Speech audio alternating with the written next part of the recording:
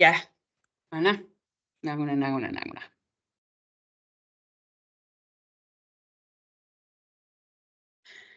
Ja, pimmatinginninnermut isinginnittaasinutaaq tas ilisimatusarneq ааллаавингалунгу пимматингинниттарнеқ сиорнатингу аллату исигинеқартарникууvoq илисиматусарнерлу ааллаавингалунгу нутаамикаама исигинниттаасеқ қалертоқ илисиманеқалерникууvoq тасса имааппоқ пимматингинниннеқ меэққат инуустуаққаллу кисимик аёрнарторсиутингисангилаат кисианнилиуна инуяқатингиттут таана аёрнарторсиутаасоқ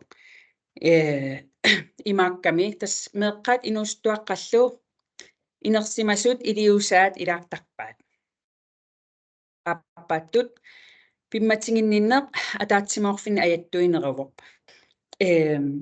тассанилу тасса атаатсимоорфиит қитиусоруйуусарпут пимматингинниннеру акиорнеқарниарнерани пингаюат пимматингиннинни пилерсарпоқ инуоқатингиинни атақатингииннеқ аммингаатааппат тастаанна аама аапаанут тунгассутилеруйууоқ атаатсимоорнеқ нукиттуппат пимматингинниннеқ аама анникиттуараасақами киккут тамармик эққунгаасиннааппут суккуллуунниит пимматингинеқарсинааллатит кисианни таамааккалуартоқ пимматингинниннеқ аппартинеқарсинаавоқ акиорнеқарсинаавоқ миллисарнеқарсинаавоқ аама пиуйуннаартинеқарсинаавоқ сиорнатингу илаасоорлу пимматингинниттоқартиллугу имааккаюттарникуугу аама пимматингинниттоқ пимматингинеқарторлу тастаак қитиусарпут кисианнили укуа аватаанииттут пеқатаасут эққарторнеқассанатик таалусоор пимматингинниттоқалерсиллугу сиорнатингу исигинниттаас имааллуни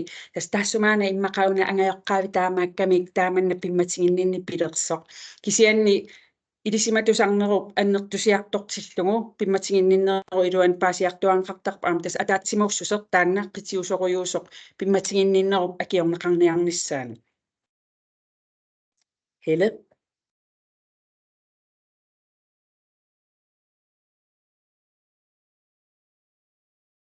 En lille intro til noget af det, jeg skal sige. Det her webinar har jo fokus på hands-on. Det vil sige nogle idéer til, hvordan man kan håndtere mobning, når der er mistanke om, at der er mobning, eller der er konstateret mobning. Men alle de retningslinjer, de forslag og de idéer, jeg nu kommer til at dele med jer, det bygger på det her nye, mere socialorienteret mobbesyn, som Katrine lige har gennemgået. Vi vil meget opfordre jer til, at i jeres antimobbearbejde, det vil sige både når I skal til at lave mobbepolitik, hvis I ikke er i gang med det, eller hvis I allerede har en antimobbepolitik eller trivselspolitik, at I kigger på, om det I sætter i gang er i overensstemmelse med den nye viden, vi har om, at mobning er et gruppefænomen, at mobning lever i grupper, også selvom at det ikke er alle, der er direkte aktiv i mobning. Men ellers er der jo mange af jer til det her webinar nummer 3, der arbejder på ungdomsuddannelserne, eller på ældste trinet, eller i nogle sammenhænge, hvor det ikke er de helt små børn. Så derfor er det helt naturligt lige først at sige lidt om ungdom. Vi har i antimobbearbejdet i hele Norden, ikke kun i Grønland, men med alle de lande, vi samarbejder med, der har vi jo øje for unges særlige rolle mellem barndom og voksenhed. Og de særlige betingelser, det er at være lige der. Og I kender jo allerede jeres unge for hverdagen. Jeg vil blot sætte fokus på nogle ting, som vi mener er vigtige at iagttage, når man vil arbejde antimobbende, og man vil arbejde med den sociale trivsel på uddannelserne. Det er nemlig sådan, at der er mange unge, og måske flere end for 10, 20, 30 år tilbage, både i Danmark og i Grønland, som oplever, at de står meget alene i at skulle klare det relationelle liv. Der er mange, der oplever, at lige så straks, at de går fra grundskolen og skal på efterskole, eller på GUX, eller måske starter i Majoriak, at der er det overladt til dem selv at klare at komme ind i fællesskabet.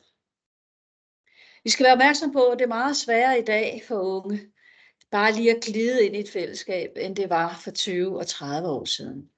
Det er simpelthen sværere at træde ind i en gruppe, og det har noget at gøre med, at vores samfundsforhold har ændret sig.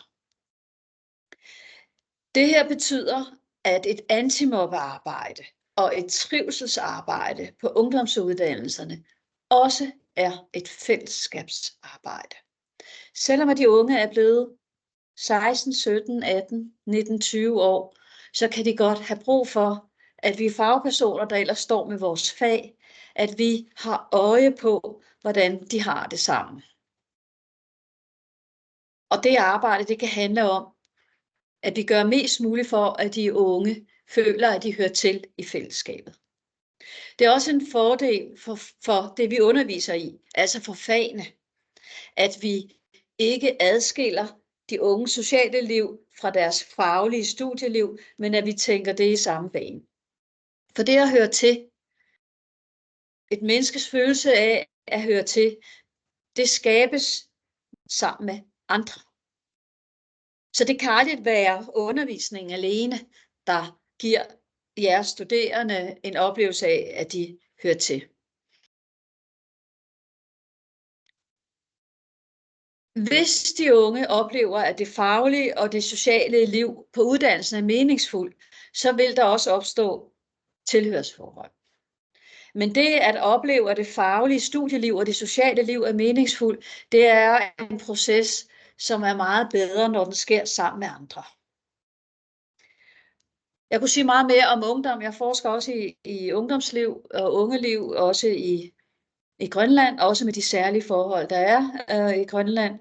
Og hvis man er nysgerrig på at høre mere om det, så kan det blive en anden gang, fordi nu går vi videre til dagens emne, nemlig hvad gør vi, når vi har mobbesager. Jeg har 4 afsnit, som vi skal igennem. Det første, det handler om at opdage mobning, eller måske mobning. Jeg vil faktisk mene, det er lige så vigtigt at opdage, at det er måske mobning, og det gør ikke noget, at man er i tvivl. Fordi ofte så opdager vi voksne for sent, at et udstødelsesmønster har sat sig fast. Nummer 2, der skal vi kigge på en idé om, som også er praktiseret, altså en erfaring med 3 trin til håndtering af mobning og begyndende mobning. Og så handler 3 og 4 om opfølgning og forebyggelsesidéer. Og også noget om det, vi kalder didaktikvejen. Altså det, at man i sin undervisning, den måde man forbereder undervisning på, det man sætter i undervisningen, den måde man følger op på undervisning på og det faglige indhold, at det er simpelthen knyttet sammen til interessen for elevernes fællesskab.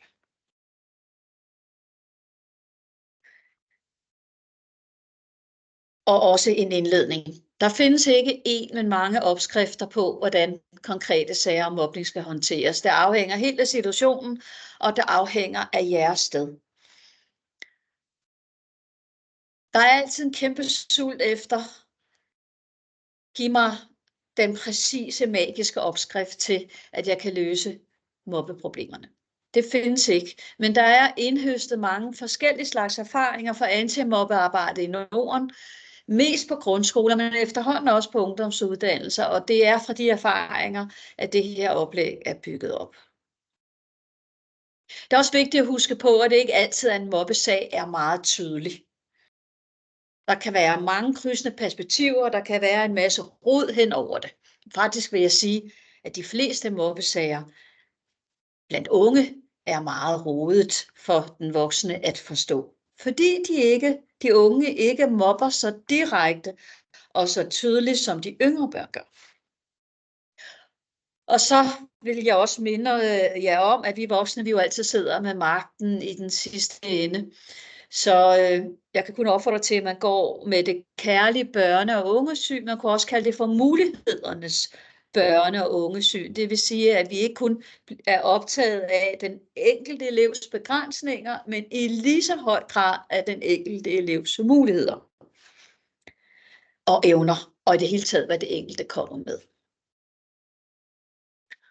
Godt, lad os komme ombord i afsnit nummer 1 i opdager mobning eller begyndende mobning. Og det kan opdages på forskellige måder, og det kan måske lyde lidt banalt, at jeg nu nævner de her måder, fordi så tænker I måske, ja, men det ved man da godt. Men når jeg nævner det, så er det fordi, at der er faktisk nogle gange, at vi overser, at man har en mobbesag. For eksempel, hvis man ikke selv tænker, at det andre siger, at mobning virkelig er mobning. Så altså, en elev klager over mobning, det betyder, at man har en sag. Og der er det vores opfordring, at I ikke laver sagsbehandling på stedet. Hvad er det? Det er, hvis en elev kommer og klager over, at han eller hun er blevet mobbet, og I tænker måske, ej, I synes ikke, det er mobning, og så siger I det måske til eleven, nej, det er altså ikke mobning, det er måske bare en hård konflikt, eller du har måske en dårlig dag, eller så videre. Der er utrolig mange unge mennesker, der fortæller, at hvis de har kommet til deres lærer, eller deres skoleleder, eller rektor, at så bliver de ligesom afvist med, at det ikke er rigtigt, det de kommer med. Men vi behøver jo ikke at lave den form for dom over, om det er rigtigt. Der kommer en elev med en klage, det vil sige, at det er en elev, der er i en vanskelighed, så vi har altså en sag. I kan også selv opdage mobning i jeres arbejde. Det kan være, at I har set mobning blandt eleverne i den klasse, I underviser, eller det hold, I har. Det kan også være, at I har set noget i pauser på tværs af klasserne. Det kan også være, at I er i tvivl om præcis, hvad det er, I ser, for det er jo ikke alt negativ interaktion mellem eleverne, som er fællesskabsudstedelse. Husk det her med, mobning er fællesskabsudstedelse. Men så registrer, hvad det er, I har set, fordi så er det vores opfordring at udveksle det med kollegaerne. Jeg har set det her. Hvad kan det handle om? Hvad har I set? Og så er der endelig det, at jeg har hørt kollegaer. Det er nummer 3. I har hørt kollegaer, der har set mobning på jeres arbejdsplads. Nummer 3 har jeg med, fordi at vores erfaring er, at en lærer aldrig må stå, en underviser må aldrig stå alene med en mobbesag. Der er simpelthen brug for kollegaer, især dem, der også arbejder med klassen. For hvis mobningen først har sat sig fast, så er det blevet normalt for eleverne, og der er også nogen, der får noget ud af mobning. Det er nemlig udøverne af mobning. De får nemlig et vi. Og det kan være et meget stærkt vi. Og de vil forsvare deres vi langt hen ad vejen. Men husk ikke at dæmonisere unge, som får et vi ud af det her. Det er fordi, de har savnet det. Så en måde at se det her på som underviser, det er også, kan vi udkonkurrere mobning? Kan vi tilbyde noget, som også giver en følelse af at være et vi? For eksempel den spændende, interessante undervisning. Så er vi faktisk allerede ved trin 2. Nu har vi opdaget, at der er mobning. Det kan være på forskellige måder. Og her er en idé til 3 trin, som I kan gå i gang med. Og husk, at det er et bud ud af flere, og det kan også være, at der allerede nogle af jer, der har nogle gode erfaringer med, hvordan I håndterer mobning, og hvis der bliver tid, så hører vi gerne om det. 3 trin i det her afsnit 2. Trin 1 handler om, hvad er der egentlig sket? Og I skal ikke gå på jagt efter en sandhed. I skal mere gå på jagt efter, hvad er det, de involverede har oplevet. Det vil sige først og fremmest at være lyt til, hvad eleverne eller kollegaer fortæller. En rigtig god måde at få meget at vide på, det er, at I stiller hvad-spørgsmålet. Sunna, hvad er der sket? Hvad gjorde du så? Hvad skete der? Og det er fordi, rent spørgepsykologisk, så er hvad noget, det er et åbent spørgsmål, og det appellerer til, at den, man spørger, fortæller. Hvis de er trygge, så det handler jo også om at få tryghed ind i det her trin 1. Og her igen, I behøver ikke at konkludere, om det her nu var mobning, eller er det en hård konflikt. Indtil videre, så er det her trin 1 et spørgsmål om, at I får lidt flere perspektiver på, hvad er der egentlig gang i her. Gå derefter videre til trin 2. Og det her behøver altså ikke at være noget, det kan sådan set også ske samme dag. Det behøver ikke at være noget, der strækkes over flere uger. For det er sådan med mobbesager, at jo hurtigere man går ind i det og arbejder med det, jo bedre. Trin 2. Se, her skal I sætte parentes rundt om de enkelte elever. Vi kalder det også parentesmetoden. Det betyder egentlig, at når I i trin 1 har hørt, hvad de forskellige aktive elever i sagen har at sige, så skal I faktisk sådan tankemæssigt lige sætte det på pause og rette blikket mod klassen. Og hvorfor det? Det er fordi, det er ikke tilfældigt, hvad det er for nogle klasser, der sker mobning i. Det er jo ikke i alle klasser, der er mobning. Men i alle klasser er der altså elever, som både kan have det vanskeligt, eller keder sig, eller alle de ting, vi ellers har givet individer beskylden for tidligere i det gamle mobbesyn. Og for at komme ud af det gamle mobbesyn, så sætter I sammen med kollegaerne, det er noget, der kan foregå i dialog med kollegaerne, det her trin 2, så retter I blikket mod klassen. Hvor ser I udfordringer? Se, nu har jeg taget nogle retningslinjer, hvor I kan kigge hen med, og det er nogle ting, der baserer sig på mobbeforskning. Det er nogle ting, der baserer sig på, hvad kendetegner klasser, der mobber. Så det er jo i virkeligheden et forsøg på at lave en slags klassens sociale portræt. Og vi taler ikke en lang rapport, altså vi taler om at være i dialog med kollegaerne. Og her er der bare nogle af de spørgsmål, vi finder relevante fra markerne af mobbeforskning. A. Hvordan kom denne her klasse egentlig fra start? Det her hold egentlig fra start, da de startede i 1. G, eller de starter på efterskolen, eller de starter på et hold i Majorjak, eller de starter i ældste trinet. Er der nogle ting fra klassens start, som er problematiske? Har der for eksempel ikke været sammenhold på tværs af klassen? Det er meget tydeligt, når man følger klasser og hold, at der er nogle klasser, der har en vi-identitet af at gå i klasse sammen. For eksempel, vi går i 2. B på KUKS eller 3. B på KUKS. Det kan man se ved, at de føler en form for samhørighed. De er måske ikke bedste venner, men de hilser på hinanden, når de møder hinanden i lokalsamfundet, og de forsvarer hinanden, når det er, at klassen på forskellige måder er sammen eller skal konkurrere med andre klasser. Men det er slet ikke sikkert, at der er den vi-identitet. Det vil I kunne opdage, hvis klassen ligesom har delt sig ind i klikker. Hvis klassen har delt sig ind i klikker, så er det meget ofte, at der er nogle elever, der falder igennem de her klikker og grupper og står alene. Hvilket fører mig til næste, nemlig B. Jeg glemte lige en ting med A. Vi taler ikke kun om klassens start som 1. G. Der er mange starter i en klasse, også for eksempel efter sommerferien og efter juleferien. Så der er mange små starter, hvor I skal kigge på klassen, hvordan har de klaret det her efter? Det gik ellers godt i 1. G, ikke så godt i 2. G. Hvad kan det skyldes? Eller der er ligesom sket noget hen over juleferien. Og det er jo fordi, vi har netop med unge mennesker at gøre, der både er barn og halv voksen. Og det vil sige, de udvikler sig jo nogle gange i spring. Og det påvirker også grupperne. Nummer B, er der ensomme elever i klassen. Og husk, at ensomhed ikke kun altid handler om man fysisk sidder alene. Man kan godt sidde sammen med nogle andre og alligevel være ensom. Og hvorfor kigge efter det? Fordi det er kendetegnet af klasser, der har problemer med tolerancen, og som måske har begyndende mobning eller mobning. Det er, at der vil være nogle elever, der føler sig ensomme, og det er ikke kun ofrene. Der er simpelthen også nogen, der er bange for at blive mobbet, og derfor ligesom synes at trække sig.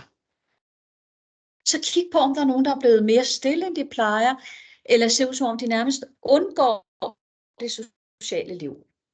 Og husk, at der er en grund til, at de undgår det. Nogle gange kommer vi til at bebrejde unge mennesker, der holder sig for sig selv, men de kan have dårlige erfaringer med at blande sig, eller de kan beskytte sig. Se, og det var det her, der handler også lidt om, hvordan kom klassen fra start. Er der et samlet fællesskab om det at gå i klasse sammen? Er de stolte af at være et hold, en gruppe?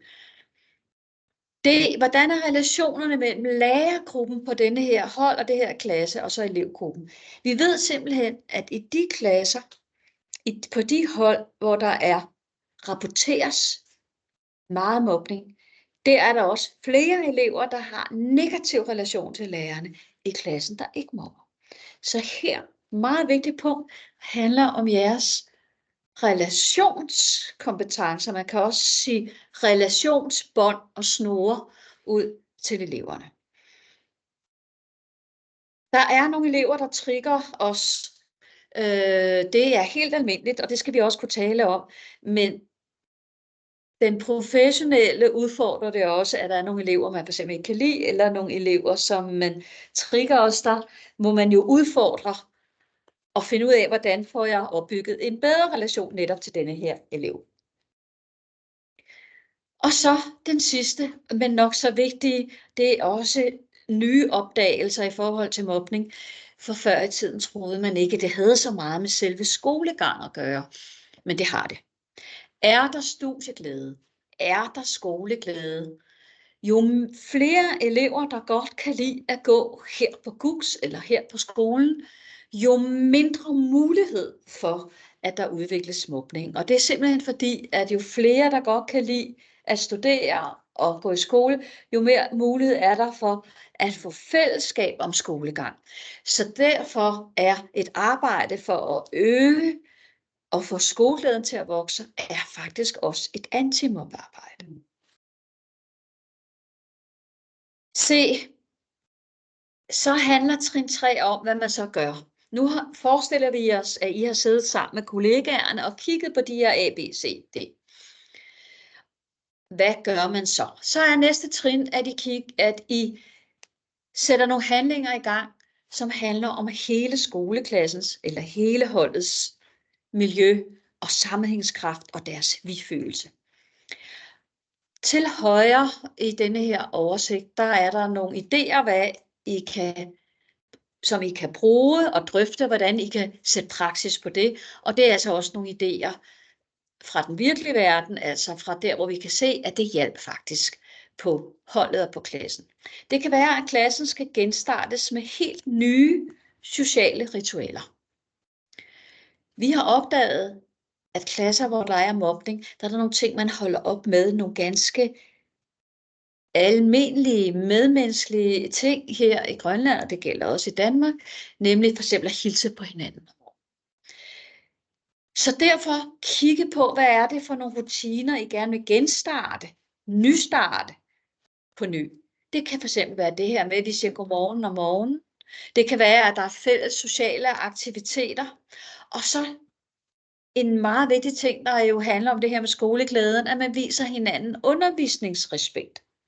Jeg er sikker på, at I allerede arbejder med det der med undervisningsrespekt, men husk også at spørge eleverne selv, hvordan viser man undervisningsrespekt, og hvad for en slags undervisningsrespekt betyder noget for jer? For eksempel, når der er nogle andre studerende, der roser mig, eller de nikker, når jeg laver fremlæggelse, eller når vi bytter opgavebesvarelser, og skal give hinanden nogle vurderinger, eller nogle kommentarer, eller noget kritik, så starter man med det positive, og så videre, og så videre. I øvrigt det der med at bruge eleverne rigtig meget indbyrdes fagligt, det er også noget, der kan skabe skoleglæde, men det kræver også nogle spilleregler. Til B om det her med, er der ensomme elever i klassen, der er vores opfordring.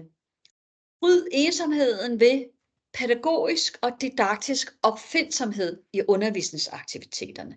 Er der nogen, der er meget alene, tænk dem ind i nogle relationer på en elegant måde, for der er ingen, der vil have udstillet sin ensomhed. I kan også og bør også opfordre grupper og klikker i klassen til at være mere inviterende. De må gerne være bedste venner, fordi antimobbearbejde handler ikke om at finde bedste venner, men det handler om at bryde det, der er skadeligt for unge mennesker. Og det er for eksempel at blive fuldstændig isoleret eller forfulgt. Så I skal altså opfordre grupper og klikker i klassen til at invitere ind. Der er unge mennesker skønne at arbejde sammen med, fordi at de faktisk godt kan tåle sådan nogle opfordringer. Det kan godt være, at de kan give det modstand, men der vil ofte være nogen, der alligevel, især hvis der er god relation til læreren, der faktisk gerne vil gå med den opfordring. Og bare der er nogen, der starter, så kan man faktisk begynde at bryde det her mønster. Så succesen er ikke, at alle åbner op, eller alle lytter til jer, men bare der er nogen, der gør det, så er det en start på, at mobbehierarkiet brydes. Og det kan I også gøre med enkelte elever i klassen, som I ved har styrken til at skulle være nogen, der kan invitere ind. C, det var det her med, om der er et samlet fællesskab om det at gå i klasse sammen. Der ved vi, at hvis undervisningen er det, der trækker eleverne til ved at inddrage eleverne mest muligt, at det er noget, der er rigtig godt for deres vi. Vores vi her i 2B. Og som jeg også har tidligere været inde på, I skal ikke undervurdere, og jeg er sikker på, at I allerede gør det i et vist omfang. Måske skal I gøre det endnu mere, det der med at lade eleverne undervise hinanden. Til jer, der er fra ældstetrinet, der kan man også tænke fra en skole, ældstetrinsskole, der kan I også tænke det sådan, at elever fra ældstetrin kan undervise. Have et projekt, hvor de faktisk skal ned i 4. klasserne og undervise. Det er utrolig lærerigt for ældstetrinselever at skulle give læring fra sig, men de skaber faktisk også et vi på det, fordi de vil gerne gøre det ordentligt. Og de kunne jo for eksempel undervise i mobning. Og så er der i det hele taget det her med at bruge jeres fantasi sammen med eleverne til, hvordan kan vi gøre klassen stolt af klassen. Fællesskabsarbejde er også et stolthedsarbejde. Det bliver tit undervurderet, fordi man forestiller sig, at det skal være noget mere programorienteret med, så gør vi sådan, og så gør vi sådan. Men hver klasse skal jo udvikle deres egen stolthed, så ikke undervurdere stolthedsarbejdet. Så er der det relationerne mellem lærer og elevgruppen, og det er jo igen også at bruge idéer til, hvordan opbygger I dynamisk og positive relationer mellem den enkelte lærer og elevgruppen. Og her vil jeg også opfordre til, at I arbejder mest muligt kollektivt, fordi der er ingen af os, der er supermænd, der er ingen, der kan få en toppositiv relation til hver enkelt elev, men man kan arbejde med det som en hensigt, som et mål at give hinanden idéer. Og her der kan I være motiveret af den viden, vi har fra mønsterbrudforskning, og det er børn, men også unge mennesker, som kommer fra svære baggrund, altså som kommer fra udfordrede hjem, hvor der kan være misbrug og vold osv. De kan faktisk godt bryde den negative sociale arv ved at være nogle andre voksne, der tror på dem, er tålmodige og drager dem så meget som muligt ind i fællesskabet. Og her er lærere en meget vigtig gruppe. Og så er der skoleglæde. Og det er jo igen det her arbejde med, hvordan kan man arbejde med, at hver enkelt elev får et stærkere skoletilhør. Og det er jo også, det er ikke bare et individuelt arbejde, det er jo også igen det her et fællesskabsarbejde, hvis man kan hjælpe elever med at komme mere ind i fællesskaberne, og hjælpe fællesskaberne med at være mere tolerante, så vil der også komme et stærkere skoletilhør. Nu kan det være, at I undrer jer over her med de her trin, som vi også viser lærere på yngre trin, at der ikke er noget om forældre. Men al erfaring fra mobbeforskning i Norden viser, at den bedste indsats mod mobning i skoler og på uddannelserne foregår der, hvor mobningen også sker. Og det er jo i skolerne. Det betyder ikke, at forældrene ikke er vigtige, de er vigtige baggrundsfigurer, men det betyder, at vi uanset om vi har nærkontakt med forældre eller ej, så kan det godt lade sig gøre at få et antimobbende miljø. Og nogle af jer, der har med de største eller de ældste unge at gøre, der er der jo i forvejen ikke nogen forældrekontakt eller minimum kontakt mellem jer og forældrene. Men vi siger altså det samme til lærere på yngste trin og mellemtrin. Antimobbearbejdet er først og fremmest et arbejde på skolen. Nå, nu skal I forestille jer, at vi har været igennem de her 3 trin, og det 3. trin, der er sat nogle handlinger i gang. Så skal vi tilbage til parentesen. Der står nogle børn inde i den parentes, det er bare tankemæssigt altså, nemlig de meget aktive udøvere og offerne for eksempel. Og dem skal man jo i kontakt med, ud over det man har sat i gang for klassen. Og der opfordrer vi selvfølgelig til, det ligger helt logisk, nemlig en samtale med eleven, der bliver mobbet. Se, det der så ikke er så logisk, det er, at man ofte godt kan komme til at få nogle lidt mærkelige samtaler, og der foreslår vi, at I aldrig er bebrejdende, aldrig siger, lad som ingenting, for det kan de ikke, eller i det hele taget kræve for meget. Men man kunne starte sådan her. Det er nogle idéer til nogle startsætninger, hvor man meget tydeligt viser støtten. Nu sætter vi nogle handlinger i gang her i klassen, der skal gøre sammenholdet bedre. Vi støtter dig. Kom og tag fat i mig, hvis du har brug for det. Det kan sagtens være, at I gerne vil give nogle gode råd til nogle enkelte elever, der bliver mobbet. En adfærd, I har set, som måske har gjort det værre.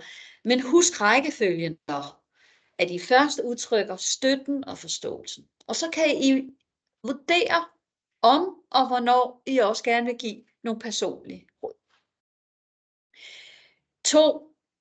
Det kan også være nødvendigt med samtale med de mest aktive mobbeudøvere. Også at markere i ord, men også i krop, at der er noget, der skal stoppe. Men det er ikke nok. Husk også, at mobbeudøverne er heller ikke dem, der alene er skyld i mobningen. De prøver også at overleve et sted, hvor de mangler fællesskab. Så derfor inviterer udøverne, som jo også er dem, der har dominansen, inviterer med ind i processen. Kom med idéer til, hvad I kan gøre for klassens kammeratskab. Altså stil nogle krav, men også nogle opfordringer, båret på tillid. Se, det var elever, samtale med elever, der bliver mobbet, og samtale med elever, der er de mest aktive mobbeudøvere. Det er ikke nok. Der har også været nogle samtaler med. Måske kan I gætte det, det er derfor, jeg har skrevet spørgsmålstegn. Hvis man kigger på, går ind som mobbeforsker ind i en gymnasieklasse, for eksempel, hvor der er mobning, eller begyndende mobning, eller indirekte mobning, for det er unge gode til, så vil de færreste faktisk være i den første gruppe, nemlig elever, der bliver mobbet. Der vil også være ret få, der er meget aktive mobbeudøvere. Så hvad er den mest typiske rolle i en ungegruppe, der mobber? Kan I gætte det? Det er tilskuerne.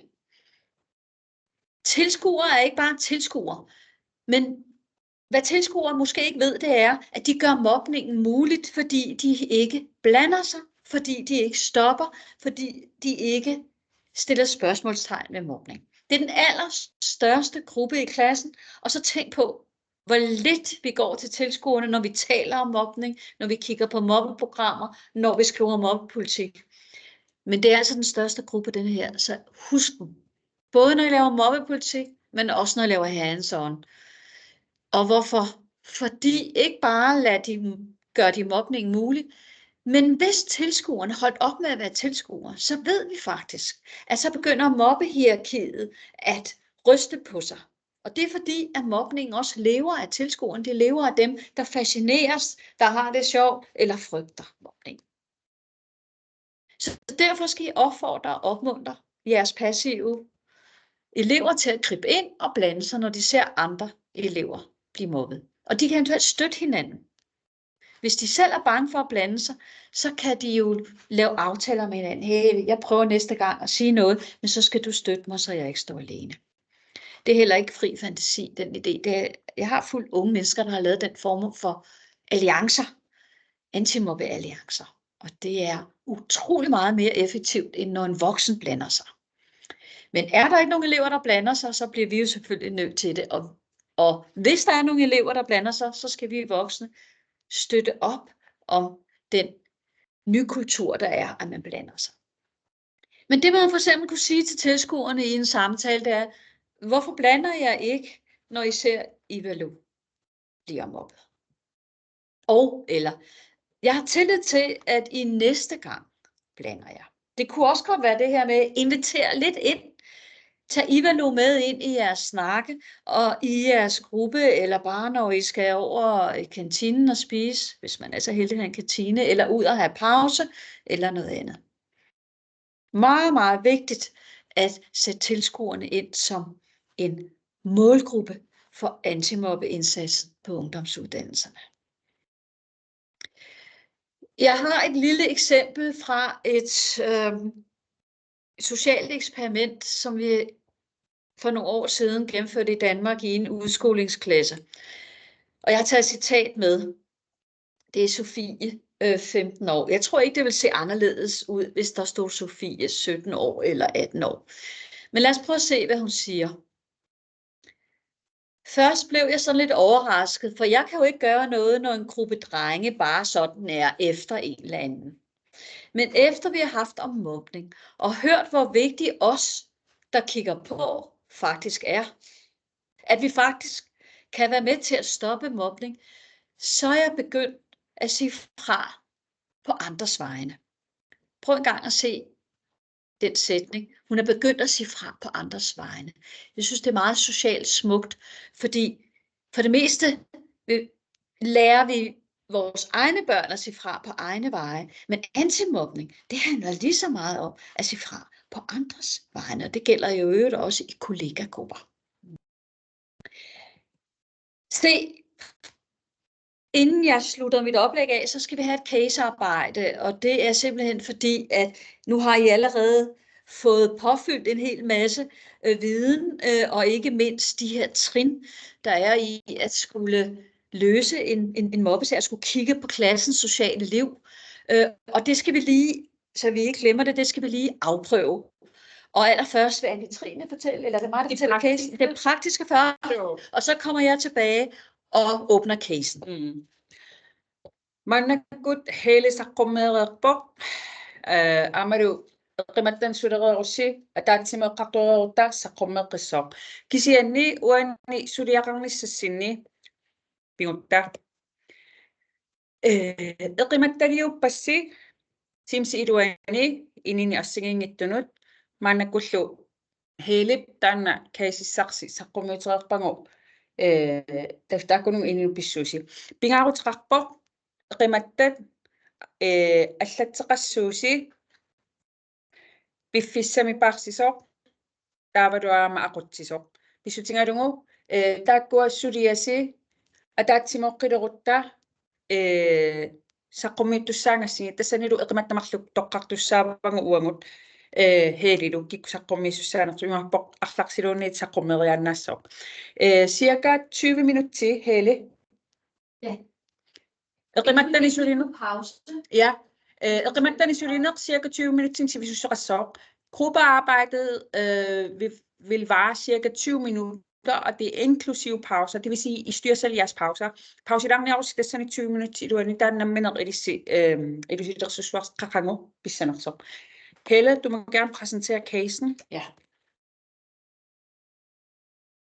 Jeg præsenterer casen, og når jeg har gjort det, så scroller jeg lidt tilbage og lige viser jer de der spørgsmål, man kan stille ind til en klasse. Det her er en rigtig case. Jeg kunne have valgt mange, men jeg har valgt denne her om Karoline. Vi har kaldt den Karoline er ensom. Det er en case, som indbefatter det, vi kalder tavsmobning. Det vil sige, det ikke er mobning, der er fysisk, hvor man slår. Det er heller ikke den digitale, hvor man har fået en besked. Det er heller ikke den meget mundtlige, hvor man har sagt noget grimt. Men det er denne her ignorering, konstante ignorering, måske kombineret med bagtaleri og andre ting. Når jeg har taget denne her case ud til jer, så er det fordi, det er især den tavse mobning, vi voksne overser, eller glemmer, eller bagatelliserer. Men set fra et offerperspektiv, så fylder den tavse mobning rigtig meget.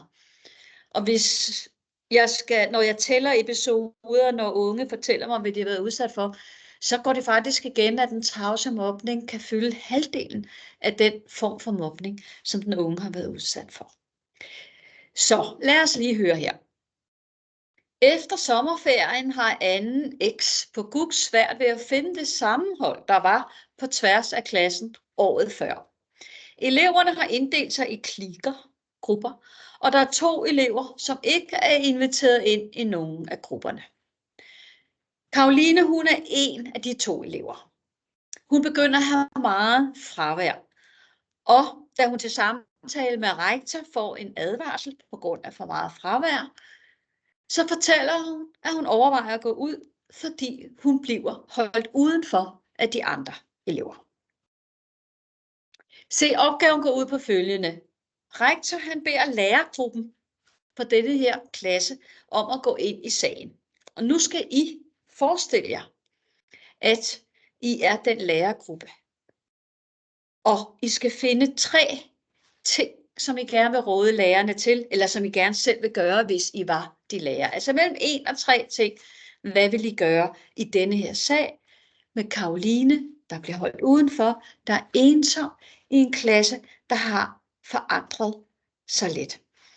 Og jeg vil lige scrolle tilbage, fordi jeg vil minde jer om, at I kan bruge de her spørgsmål, og I er velkommen til at brygge, altså putte flere ting på casen, hvis I synes, der mangler nogle oplysninger. Så kan I gøre det. Hvordan kom klassen fra start? Er der ensomme elever? Er der et samlet fællesskab? Hvordan ser relationerne ud? Er der skoleglæde?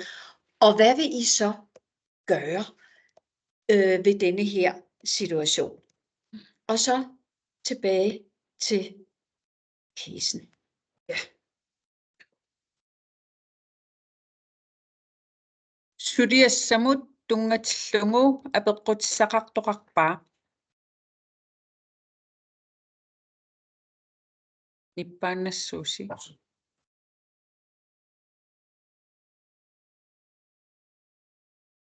apequtsaqartoqarpasingilaq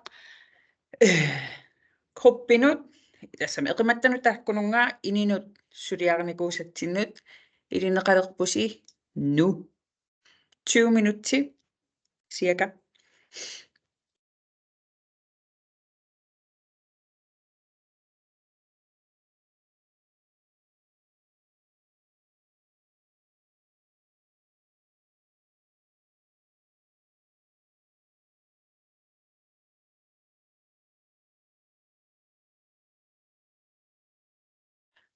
Usi eqqalaarniarlugu saqqummiinerng talaalsuarma oqalukkusukkusi oqalussinaavusi.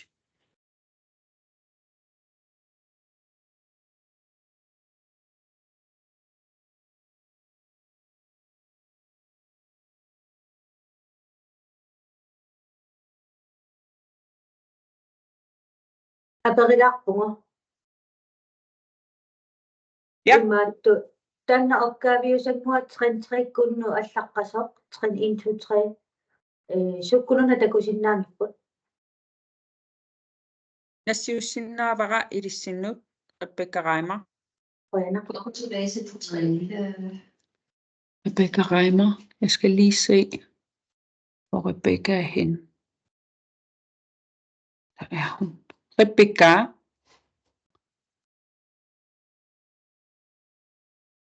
Rum 3.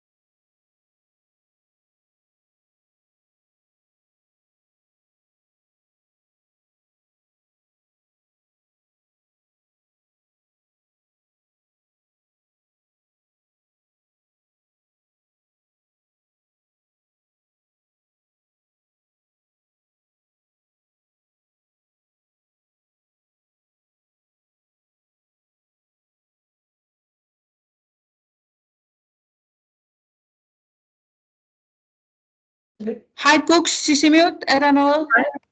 Nej, det var bare, vi blev smidt ud af et rum, der blev lukket, lignede det. Men vi laver bare vores egne 2 grupper her, fordi vi er så mange. Nå, okay. Det kan jeg også Rum godt. blev lukket. Ikke også? Så jeg lukker bare lige mikrofonen. Hvad tid skal vi være tilbage? Om 20 minutter. Er det klokken 5? Men Monika, jeg sætter også lydlys fra her, så vi får ikke lov til at høre det, I drøfter. Matu sanoma mupedinniun isartunga ukkun computerakku attavidukkami Ja. taava ilangutsinnaasuakku ummorsuukku Imaka repikkakut isaqfingikkiaan. ujartakka I Aiku eqquppakkit. Isaqtilerpakkit tassunga.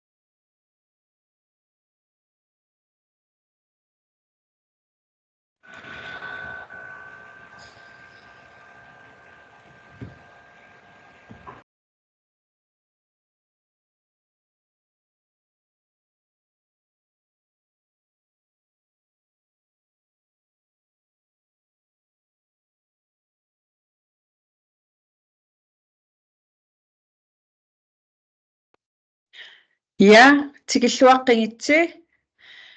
Der var mannakkut ataatsimut eqqartuissussangorpungut tassanilu marluk qimattat toqqarnikuangut. Nu skal vi snart i gang med fælles plenum med, og Helle og jeg, vi har udvalgt 2 grupper, der skal fremlægge, og den første er Guks Sisimiut, og den anden er Majoria Qasinianmuit. Siulleq eqimattat qummiissussa tassaaput sisimiunersukuksikkut taarutulli Majoria Qasinianmuit. Oqaatigilassuarput saqqummiineq kalaassoqallunaatullu ingerlakkuskussiuk taana tasnamminaaliangassu imarsnao kalaassuun saqqumikkuskussi amajungera. Imarsnao qallunaatuinnaq amajungera tanna. Jeg skal bare lige sige, at dem, der har lyst til at bruge deres eget sprog, det er I velkommen til at bruge. Så jeg vil gerne opfordre Guks Sisimiut til at komme med, hvad de har drøftet. Yes, jeg sidder hernede på gulvet og repræsenterer GUX Sisimiut. Og vi er jo sådan 2 grupper, men som lige har noget at vende det sammen også, hvad vi sådan synes, og vi var nogenlunde enige. Så jeg åbner ballet, og så supplerer Jan Sølsten hernede bagved. Og jeg hedder Mette, til jer, der ikke kender mig. Så skal jeg låne en anden notater her. Vi snakkede om, at vi allerførst ville tale højt, og fordi det lyder ikke som om, at det vi snakker om var, det lød ikke som om, at der var decideret nogle mobbeudøvere, at det var en dynamik, der ligesom var skæv. Så vi snakkede om, at vi først ville tale med klassen om, at vi altså ser dem, og at vi ser denne her dårlige dynamik, der er kommet efter sommerferien, og at opfordre dem til at invitere hinanden ind for at snakke om måske det her med et fagligt fællesskab, og at man ikke behøver at være bedste venner, men at vi forventer, at man deltager sammen, og at man opfører sig ordentligt. Så vil vi opfordre lærerne til at facilitere nogle sociale aktiviteter, som eleverne kunne lave sammen. Mange af vores elever elsker at lege, så det var et supplement, jeg siger nu her på egen regning. Så det der med at facilitere noget, de kunne lave sammen.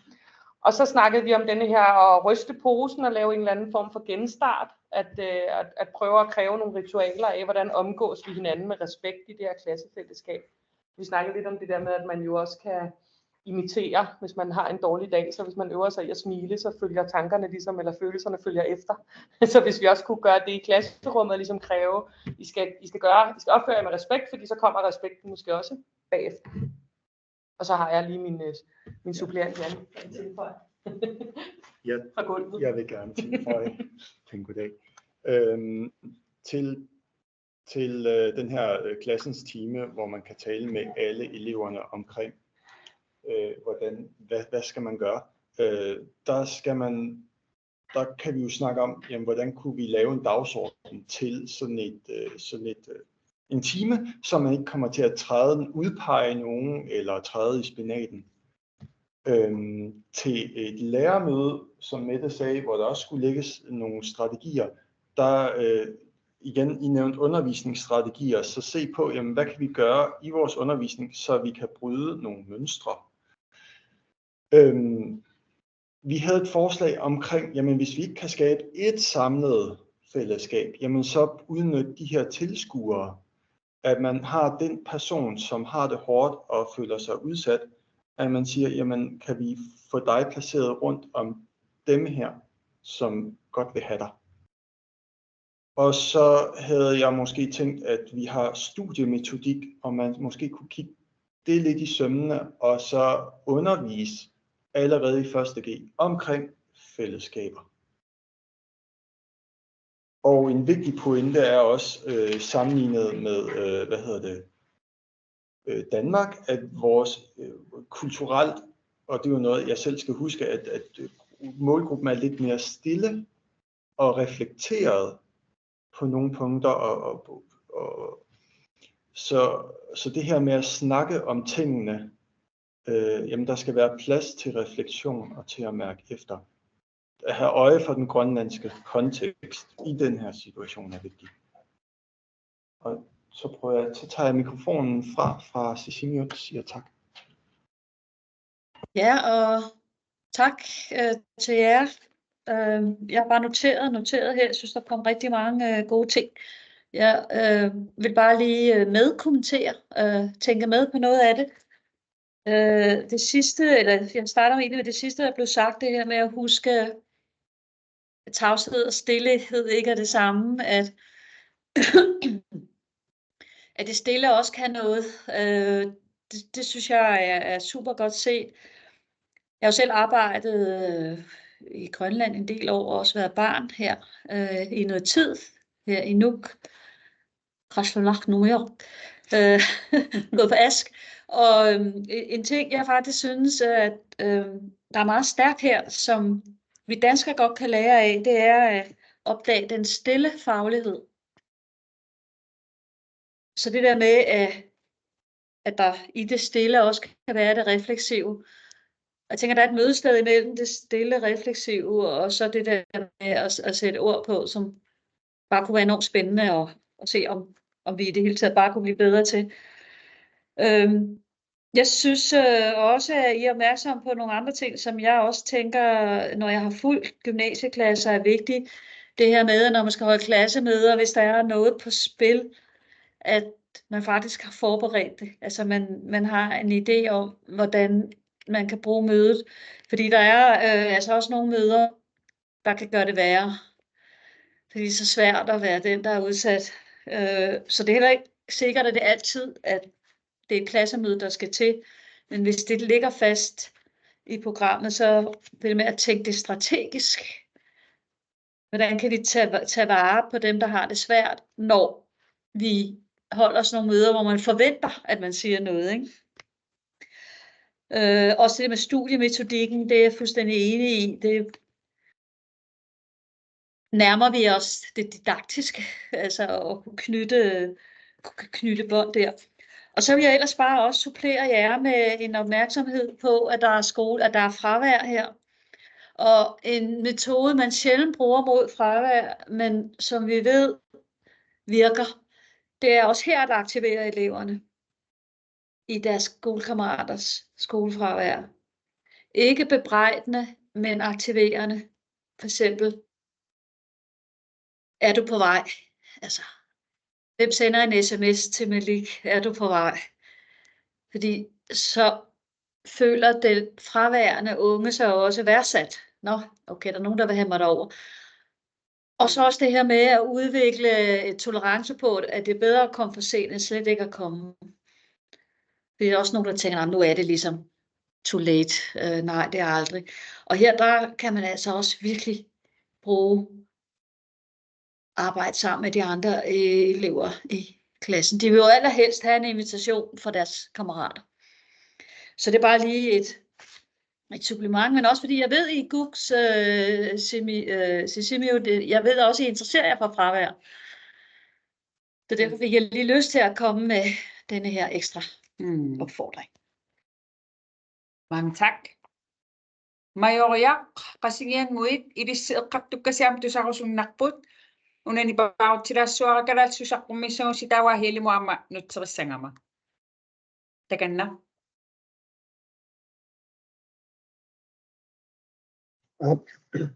Majoria qasigian muit, nivikkarussingama qupparmittinni peqataaru. Tassani eqqartuigungut amma ilinniartisut qanorliorsinnaanarannik aamma issiunnersuuteqarfigalutigit. Tassiullertut malunginiarparput Karoliina tastaanna ilaatigut atuangittoortarnini pissutiganugu aamma mianersoqqussum tulineqarsimaso. Ammalu qaqtoromingaanniit aamma oqaloqatigineqarnissami akkersarneqarsimaso. Taawa soornalimi taamaattoqarnarani pisariaqarpoq tassa siullertut isumagissallungu sulisut amalulinniartittisut pineqartoq animut oqaloqatiginissaanu akkersartariaqarpaat ajornartorsiullu aamma suna pineqarnersoq ampaasiniartariaqarluni sani soorlimaammuani pingaaruteqarpoq apeqqut аммасут аторнissaat тасса сапингисами уна оқалоқатиги неқарнissaа таанна аваққунеқарсинаангиммат аама намминеққано Каролинап мисигинеқа тассуунаккут аама намминеқаасингуинissaанаам ториартис синнissaа пингааруутеқарпа таава уани аама малугиниарсимаап ааппассааттут илиусеққусақ малуннигуунги илиусеққусатут сиуннэрсуутеқа punkt tässä ydinniartittisut pisussaapilorneqartariaqarput atuarnernermi nuannersaqatiginnissa matut sumiffinni assiingittorpassuarlaamma ilinniartoqarfinni soorlu assarsuutialu iitru ueqartineqartaq atuarneq allaanerulaartamik nuannisaaqatiginnerunermi immerlugu taamatut ingerlitsoqarsinnaanaanu uunsiunnersuutaar aamma eqqaaneqartu ilangivaa taamatut aallarmisaqatigiinnermi aamma kiyuumi ilinniartisut aampisussaaffilerneqarsinnaasut soorlu atuarnerulluun piorna aamma atuartu peqatigalugi ilinniarpeqatigalugi атаатсимоорнэрму аннэрсума аққиссуусеқатингиссиннаана таава аама қақилернеқарту илангиваат мас сиор аама имаилиортоқартарма атуарфеқарфин нааммеққатуарфиани аама киу x илинниартоқарфинни ассерсуутигалугу атуарнеруқанук питтаасум аққиссуунеқарниссаан аама атуартуоқатиги nuannersumik ataatsimorsinnaanеран pingaartitaliorsinnaanерин aami ilinniartut tassuunakkut pisussaappilerneqarsinnaa pingaartitat qano atuarfimmi soorl uani aama nivikkap eqqaatsiarpaa soorl angerlarsertoqalerpat qanoraliussuugun kisarliortoqalerpat atuartu akornan qanoraliussuugun aama qano immitsin tapersersoqatiginnissatinni sinaakkutinnik pingaarsinissanassuun taamatsuliaqartitsoqarsinnaa taavaamma eqqartorneqartut ilangivaat taamatut oqaloqatiginnerit pineranni ingerlaneranni aamma periarfissatut una tikkuunneqarsinnaagu studia vaalianingi teqatigalugu as oqaloqatigineqartarnissaa akkersarneqarlugu aammalu taassummalitsingisaani taamat inissisimana qalingaanniit alloriartinniarlugu studia vaalianing peqatigalugu pilersaarusioqatigalugu iliusissat pilersaarusiorlugu pilersaarusioqatigalugu taavu tassangaanni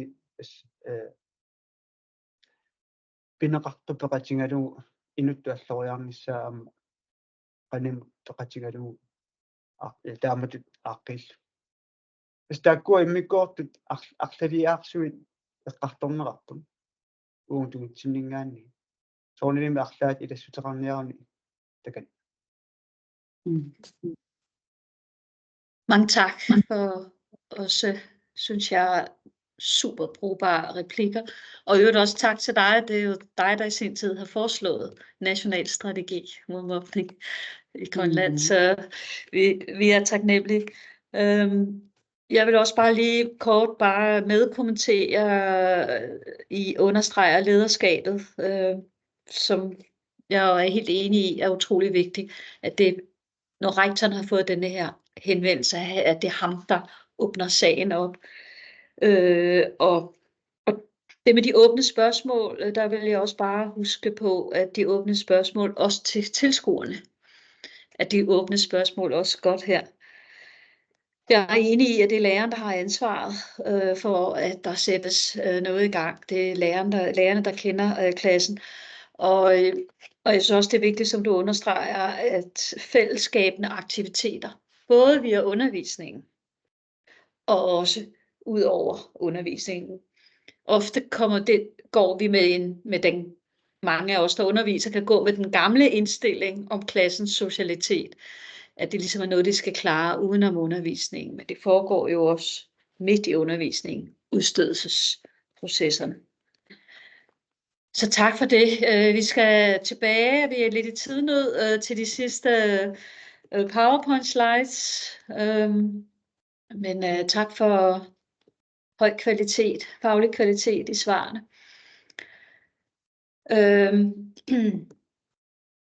Det jeg gerne vil sige noget om nu, det er, og som vi også afslutter med, det er, at jeg er villig at gå tilbage til min afsnit, de 2 sidste, nemlig noget, som ofte glemmes, det er nemlig opfølgning.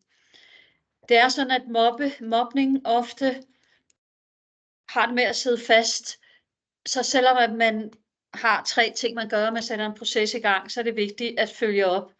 Også fordi, at opfølgning simpelthen skaber den her psykologiske tryghed imellem lærer og elever, fordi så mærker eleverne, at læreren ikke bare er en, der sætter et program igennem, men en, der virkelig er interesseret i, hvordan jeg har det.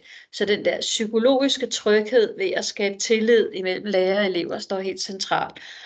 Og her kan samtaler også noget, og jeg er helt sikker på, at I selv har nogle gode erfaringer med nogle startsætninger, men hvis I gerne vil inspireres af startsætninger, vi har hørt lærere komme med, hvor der var et godt resultat, det er, at man i samtaler med den elev, af de elever, der er blevet mobbet, spørger, altså ikke dømmer, ikke siger, nu er det forbi eller noget, men spørger, hvordan går det nu? Altså, det vil sige, at man simpelthen viser respekt for, at det er jo den mobbede elev, der må vide, om det, man har sat i gang, virker. Er mobningen stoppet? Har du fået kontakt med nogle klassekammerater? Og det kan man så samtidig kan man have de fælles drøftelser, man kan have i lærergruppen, som vi virkelig også vil opfordre til, uger efter man har sat, men også måneder efter man har sat proces i gang. Det er, hvad har I observeret i denne her klasse? Hvad har lærere, der ikke har klassen, observeret i pauser og så videre? Er mobningen stoppet? Og så er det meget vigtigt, går det bedre med klassen som et samlet fællesskab, altså som et vi. Igen må jeg sige, at det kan lyde lidt banalt at gøre de her ting, men min erfaring er, når jeg følger lærere, der arbejder mod mobning, det er, at det mest typisk er opfølgning ikke sker. At man ligesom tænker, nu har man sat noget i gang, og så får man travlt med noget andet. Og så her er forebyggelsesidéer, fordi forebyggelse er jo også opfølgning. Hvis I har mobbepolitik, gør jeres mobbepolitik synlig og levende. Vi ser alt for meget mobbepolitik, der lever på en gammel opslagstavle eller på en hjemmeside, der ikke er blevet opdateret. Lad den leve i sin tid. 2. Hvis I alligevel skal ændre mobbepolitikken, eller I skal i gang, brug eleverne, brug deres udtryk og deres idéer. 3. Brug skoleårets højtider til at markere jeres fællesskabsværdier. Det kan være skolestart, juleafslutning, uddannelsesstedets fødselsdag, og så selvfølgelig også fejringer, hugefester osv. Altså bruge de fantastiske højtider, som hele lokalsamfundet følger med i. Brug det som et vindue til at dele værdier. 4. Sådan på det helt overordnede plan, men også konkret. Hele tiden at arbejde med at gøre fællesskaberne i klassen tolerante og demokratiske. Også selvom man ikke har set mobning. Men for at undgå, at klassen tipper mod det mobning. Og når der så er mobning eller mistanke om mobning, at lærerteamet arbejder sammen om opgaven. Det har jeg sagt før, men så det her er også en slags opfølgning, og det er igen både på en erfaring af, at lærere i mobbende klasser står alt for alene. Det får man stress af. Og så et didaktisk greb, udover at det at kigge på fællesskab selvfølgelig også er didaktik, hvis man vil have god læring. Men vi opfordrer til, at I bringer mobbetemaet direkte ind i undervisningen. Og det er også det, vi kalder didaktikvejen. Og her er bare nogle eksempler på en tilgang. Mobning som samfundsfaglig tematik i de samfundsfaglige fag. Hvorfor, hvornår og hvordan opstår der mobning? Dele mobbeteori med de studerende. Få dem til at lave opgaver, fremlæggelser og andet, når det handler om mobning. Og hvorfor? Fordi vi ved, at der er nogle af de unge mennesker, der tager det til sig som en inspiration til at gøre noget andet i verden end at mobbe, for eksempel at blande sig. 2. Mobning som psykologisk tematik, som også i virkeligheden kan være i en del fag, og det kunne være med indgang. Mobning forstås i dag som socialpsykologisk fænomen. Hvordan? Man kan også bare sige gruppefænomen. 3. Mobning som analytisk tematik i sprogfagene er også til jer, der er fra ældstetrinet, ville kunne arbejde med det her. Det er fortællinger om mobning, det er mobbeteori i børnehøjde, det er opgaveskrivning, det er faglig debat i klassen. Og det er der måske nogle af jer, der allerede har fundet, der er jo et hav af short movies og musik og mobning. Og jeg har bare taget 2 film med til jer her, som I vil kunne bruge, hvis I vil starte et sted, men altså også 2 film. der matcher den nye forståelse af mobning, fordi I vil kunne finde rigtig meget i den gamle forståelse, og meget stereotypt om udøver og offer og så videre. Så også her er det godt at være kritisk. Og så slutter vi faktisk af med denne her, og den kalder vi antimobbekompasset.